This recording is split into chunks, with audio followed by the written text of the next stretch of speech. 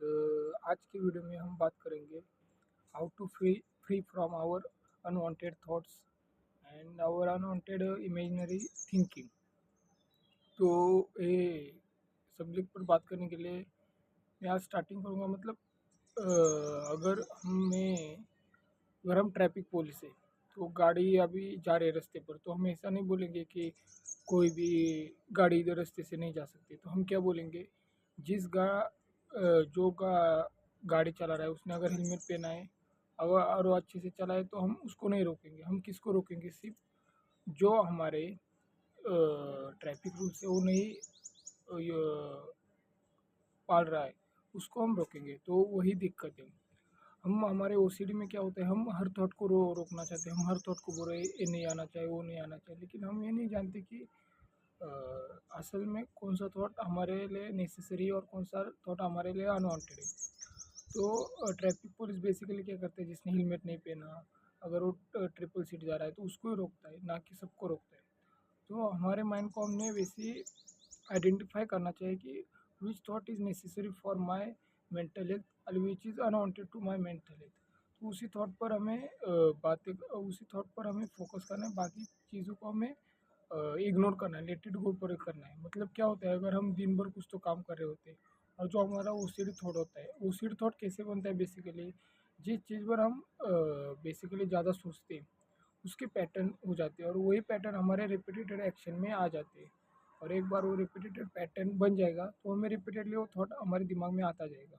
तो हमें बेसिकली क्या करना है, कौन सा भी थॉट है उसको सबसे पहले हमें लग रहा है कि वो मेरा ओसीडी थॉट में जा रहा है, तो उसको सबसे पहले पेन पेपर लेके लिखने का, उसका what remedies what solution on that. अगर उस पर कोई सॉल्यूशन है तो उस पर काम करने का, अगर वो सॉल्यूशन हमारे हाथ में नहीं तो उसको लेट इट गो में डाल देने का और उसके लिए अभी ज़्यादा क्रेविंग नहीं करने का। तो वो जो थॉट आएगा वो हमें फिर से डिस्टर्ब करेगा, लेकिन हमें उस टाइम इमोशनली उससे डिटैच होना है।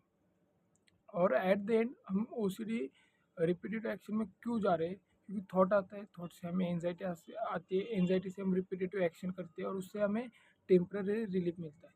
तो हम सिर्फ एंजाइटी की वजह से वो करें जिससे हमें टेम्पररी रिलीफ मिले। तो हमें उससे उसके लिए क्या करना है, हमें फियर आए तो हमें फियर के लिए ब्रीदिंग एक्सरसाइज करनी है, ना कि उस पर रिपीटेटिव एक्शन लेना है। तो उससे हमारा बेसिकली जो थॉट है वो ज़्यादा नहीं बढ़ेगा और उसके पैटर्न नहीं बनेंगे अगर हम उस पर ज़्यादा एक्शन नहीं लेंगे। अभी आप एक चीज़ सिर्फ नोटिस करो, 4 साल पहले जो हुआ वो आपको सब याद है नहीं, क्योंकि क्या हुआ है अभी हमने उसके बारे में सोचा नहीं, उसके हमारे माइंड में से पैटर्न चले गए। अभी जो फिलहाल है उसके पैटर्न हमारे माइंड में और वो वैसी थॉट हमें आते हैं। तो माइंड एक बेसिकली जो रिपीटेटिव थॉट होते हैं उसके पैटर्न हमारे माइंड में रहते हैं। तो अगर हम उसके लिए रिपीटेटिव एक्शन ना लेंगे तो उसके हमारे माइंड में पैटर्न नहीं बनेंगे और उससे वो थॉट हमें डिस्टर्ब नहीं करेगा।